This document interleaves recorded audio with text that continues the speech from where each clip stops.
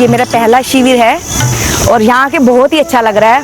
वातावरण यहाँ का देख के और सत्संग सुन के आंतरिक और भाई ये बहुत ज़्यादा शांति का अनुभव हो रहा है। लोग कहते हैं स्वर्ग ऊपर है, हम तो कहते हैं हमारे स्वर्ग जो बापू जी के आश्रम में है। इससे ज़्यादा तो मैं क्या कहूँ।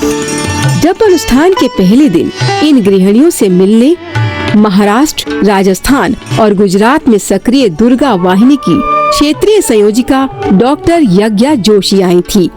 दीप प्रज्वलन के बाद साध्वी रेखा बहन का सत्संग हुआ। ये समय परिस्थितियां परिवर्तनशील हैं। ये कभी भी किसी की एक जैसी नहीं रहती। गुरुद्वार पर आई हुई साधिकाएं, मात्र स्वरूप देवी शक्तियां, जीवन में कभी आग्रह मत रखना कि ऐसा ही हो, परिस्थिति है, हो जाएगा, लेकिन समय काल से फिर परिवर्तन हो जाएगा। समय राजा का, रंक का, साहूकार का, गरीब का, पढ़े लिखे का, अनपढ़ का, गृहस्थी का, ब्रह्मचारी का, साधु सन्यासी का, वानप्रस्थी का, जिसका उदाहरण आप लेना चाहते हो ले लो। किसी का भी समय सदैव एक जैसा नहीं रहता। डॉक्टर जोशी ने भी इस जप अनुष्ठान के विषय में अपनी अनुभूति रखते हुए गर्व महसूस किया। ये जो आध्यात्मिक अनुष्ठान होते हैं ना, लोगों को डर लगता है, अरे रे इतना बड़ा अनुष्ठान हो गया, पता नहीं अब क्या होगा। तो ऐसे अनुष्ठानों की परंपरा बनाते रहो। मैं महिला उत्थान वालों को और बाकी सारी कार्यकर्ता बहनों से भी निवेदन करती हूँ, ऐसे अनुष्ठान साल में एक बार नहीं, 3-3 महीनों में करो और 500-500 में नहीं, 1000-1000 की मात्रा में बहनों को बुलाओ। आध्यात्मिक अनुष्ठानों से ये निशाचर जो लोग हैं ना, वो त्राहिमाम बोल जाते हैं और उसकी शक्तिहीन हो जाती हैं। उनकी शक्तिहीन के लिए ऐसे अनुष्ठान निरंतर होते रहे। बोलिए भारत माता की। शिविरार्थी बहनें ज्येष्ठ मास की तपन से बची रहे, इसके लिए यहाँ पंखे कूलर के साथ साथ गीली बोरियों की दीवारें भी बना दी गई थी, कहीं जप अनुष्ठान करने आई बहनों को गर्मी न लग जाए। साथ में आए बच्चों की भी इन्हें कोई चिंता नहीं थी। बच्चे अपना अपना दल बनाकर आश्रम के सुंदर वातावरण में दिन भर चहकते घूमते थे। इन लाडलों के लिए इतने बड़े परिवार में कोई पराया नहीं था।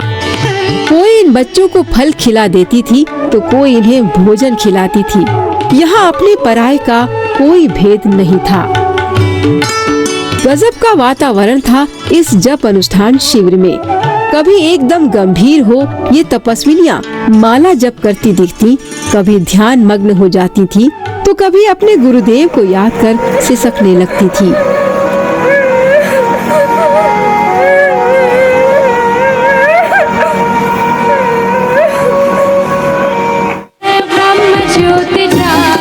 शाम होते होते ये तपस्विनियाँ भजन गाते गाते अपनी ही जगह पर उठकर नाचने लगती थी और ऐसा नृत्य करती थी मानो गोपियों के कान्हा इनके बीच आ खड़े हो गए हैं।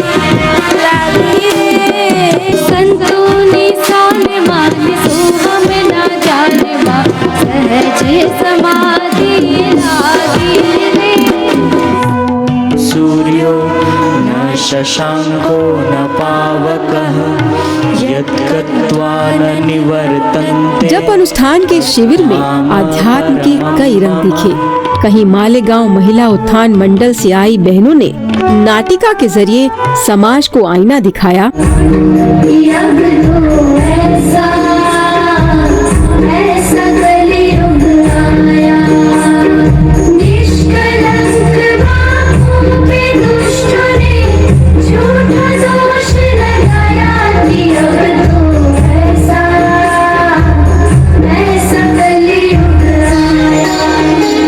छोटे छोटे बच्चों ने खूबसूरत अंदाज में अपने संदेश दिए।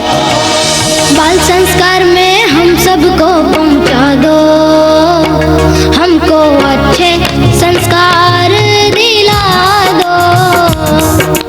बाल संस्कार में हम सबको पहुंचा दो,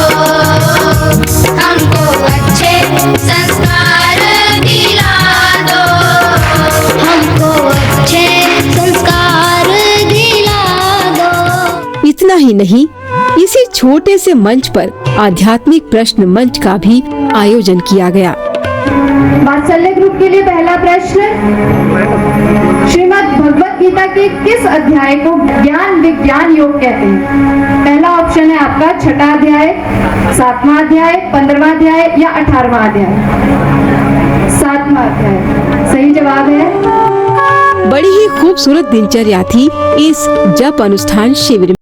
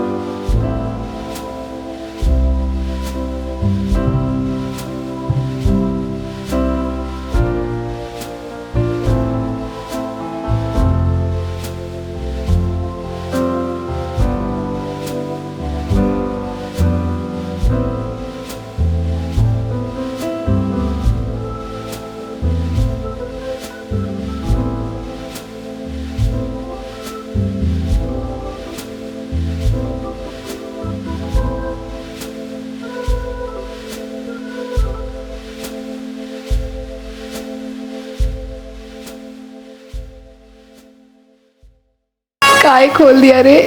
नोजी नो, मैं तो घना लट्ट गाड़ के आ रही था। सुन लो बात, लट्ठ गाड़ के आ रहा था। अपने भी सुनते कि लट्ठ गाड़े झंडू बामने। मैंने सारे प्रश्नों के सही से उत्तर दिए थे। चुपचाप खड़ा हो जा सामने, आए बड़े।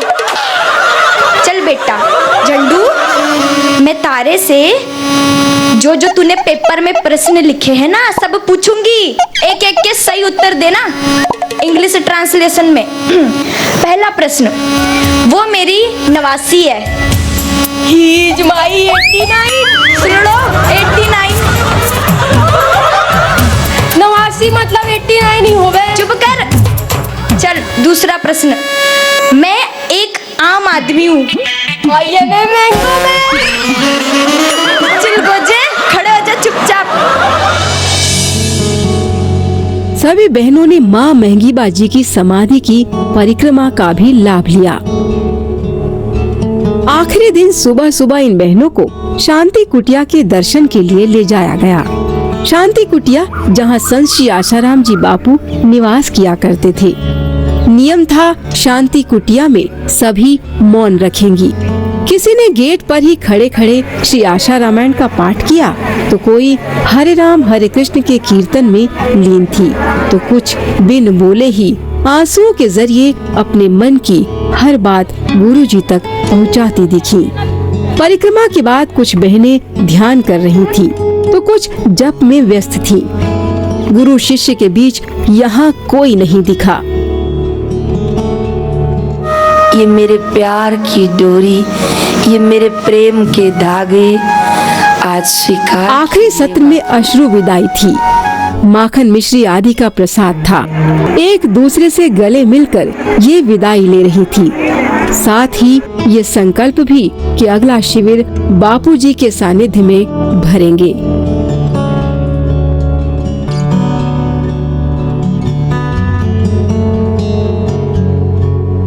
और चले स्व की ओर जप अनुष्ठान तपोभूमि से अब घर की ओर चल दी। अब बैग और अटैची के साथ साथ जप तप का बड़ा खजाना भी इनके साथ था। इसीलिए चेहरे पर प्रसन्नता और मन में आत्मविश्वास दिखाई दिया।